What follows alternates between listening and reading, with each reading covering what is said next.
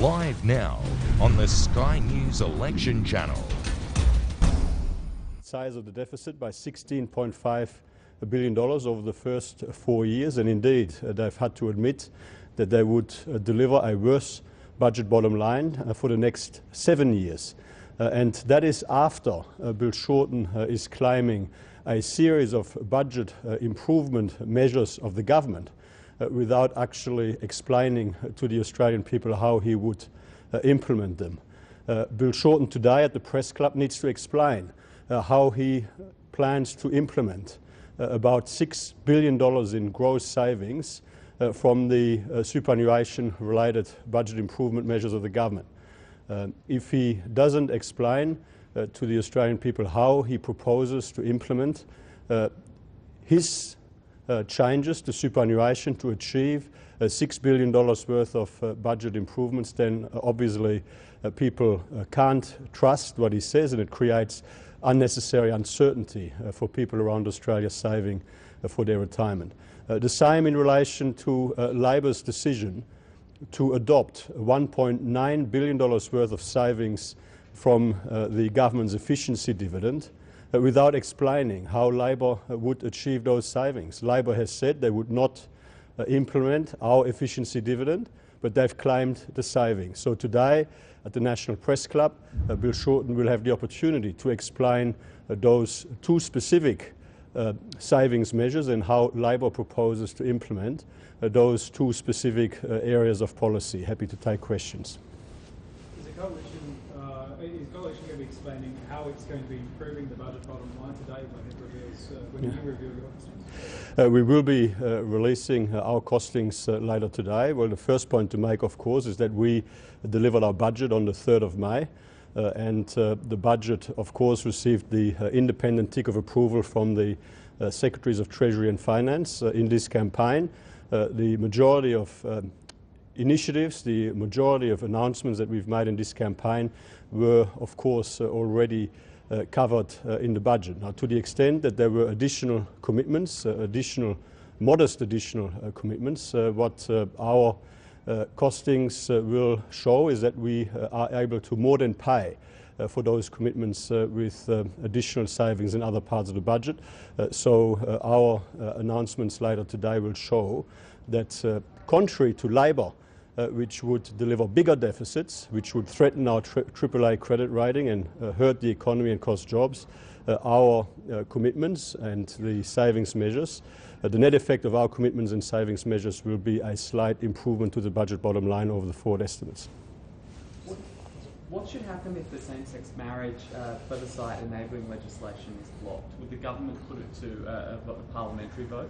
Well, we're very confident that should we be successful on the 2nd of July, that the Parliament will support the policy for which we would have received a mandate at this election, and that is to put this issue to a vote by the Australian people. But Peter Credlin says there's no plan B. That's right, isn't it, if you won't tell us what you'd do if the enabling legislation for the plebiscite were blocked? Well, we are going to this election with a very clear policy, and our policy is that should we be successful on the 2nd of July, we will be putting this question to the Australian people. That is what we are seeking a mandate for, and that is the policy that we would implement should we be successful on the 2nd of July.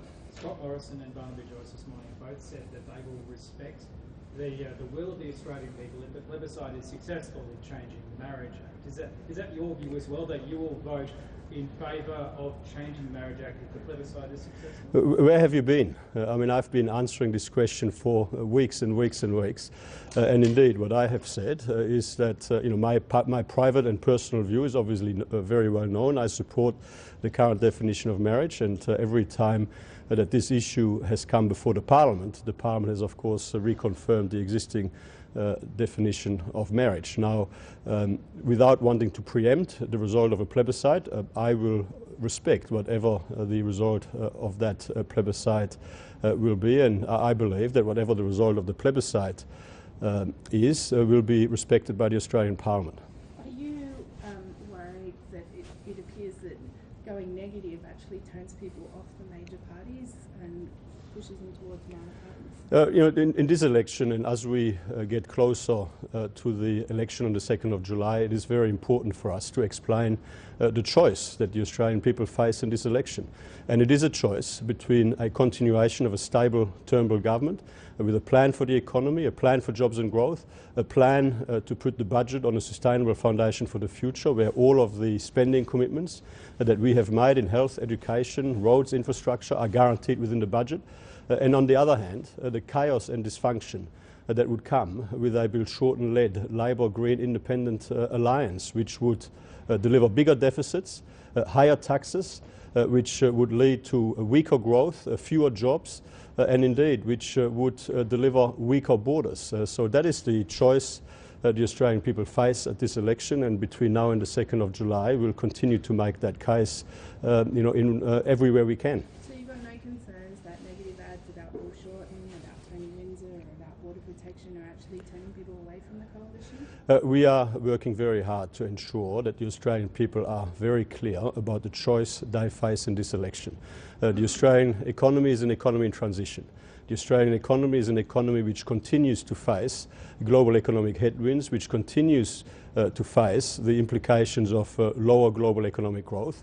The Australian economy is performing comparatively well, with 3.1% economic growth in the most recent 12 months period, better than any of the G7 economies, twice the rate of Canada, better than the OECD average, better than when we came into government. So this is not the time to put what has been achieved at risk. This is the time to stick with the plan and to stick with the team. This is not the time for political instability. This is not the time to risk the chaos and dysfunction that would come with a Bill Shorten-led Labor-Green Independent alliance. Just going on from the question about advertisements, the media blackout starts tomorrow night at midnight with TV ads, but there'll still be ads, plenty of ads from all parties on social media, Facebook, Twitter, and all that kind of stuff. Do the rules need to change in line with the 21st century? Well, look, I mean, the coalition will comply with all of the rules as they apply in this election, and we would expect every other party to do the same. If the rules were to change down the track, we would comply with any changed rules. But why is there one rule for TV and now a different rule for social media, given how many people have Facebook accounts? Well, the rules are the rules, and we comply with the rules. No, but why do you think there's a different rule for one rule for TV and one rule for the other? Why is it that we have a media blackout for TV in the first place, but we don't say for print or for social media? The rules are the rules, and we comply with the rules as they stand. Do you think the rules don't make sense? I don't think the rules don't make sense, no. Well, why is there a blackout for TV in the first place? This is a long-standing rule, and the coalition will comply with the rules. Are there any other questions? Peter Credlin has predicted chaos and division over same-sex marriage if the enabling legislation for a plebiscite is blocked. Doesn't this undermine the government's message that it's the more stable option of the election? Not at all. The Turnbull government is a strong and united team. We have a clear plan for the economy. We have a clear plan for jobs and growth.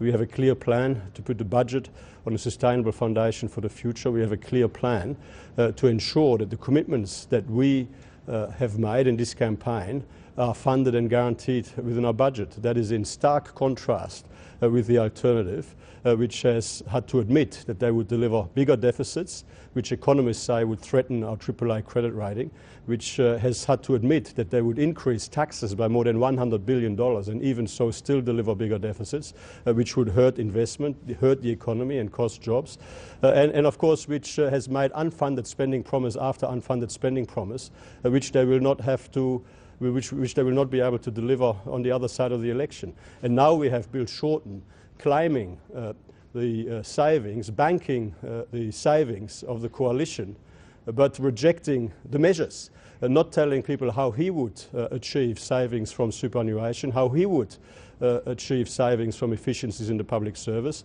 He is completely at sea. The Labor Party is in complete chaos already before the election.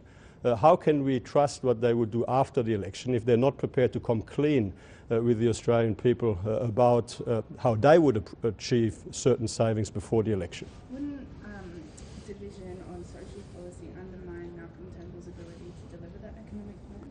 Well, I completely reject the premise of the question. The Turnbull government is a very strong, united and stable government. We have put forward a plan to the Australian people which is supported by the team, by the whole team, and it's a plan that we would implement on the other side of the election. If you're so united, why didn't Cabinet and the party room work out details about the plebiscite, like whether there would be public funding and whether or not there'd be any exemptions to discrimination law for people that want to provide, deny goods and services to gay weddings? Why weren't those things worked out if you were so united? Well, our commitment is very clear.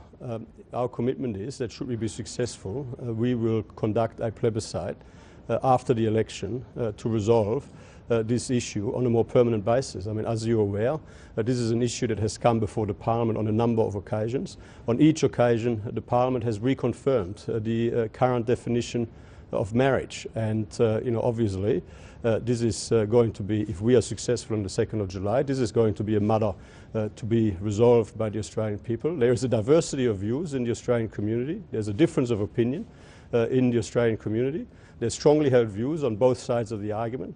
And the best way in a democracy to resolve a difference of opinion is at the ballot box. And that is the opportunity that we are offering the Australian people. And whatever the result at that plebiscite, I'm very confident will be respected by the Australian Parliament. Just on apprentices, Labor has produced figures saying that there's been a 30-odd % cut in the number of apprentices in Australia between 2013 and 2015. Why is that? Why has it? Well, Labor is absolutely shameless in this campaign. I mean, they cut more than $1.2 billion worth of funding supporting apprenticeships, which led to a significant drop in commencements when it comes to apprenticeships on their watch.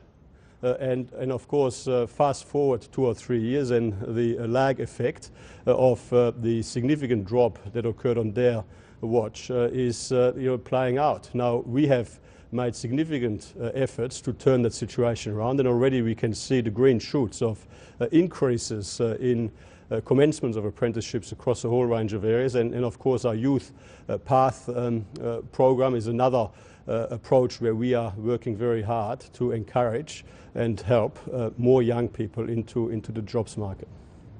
Thank you.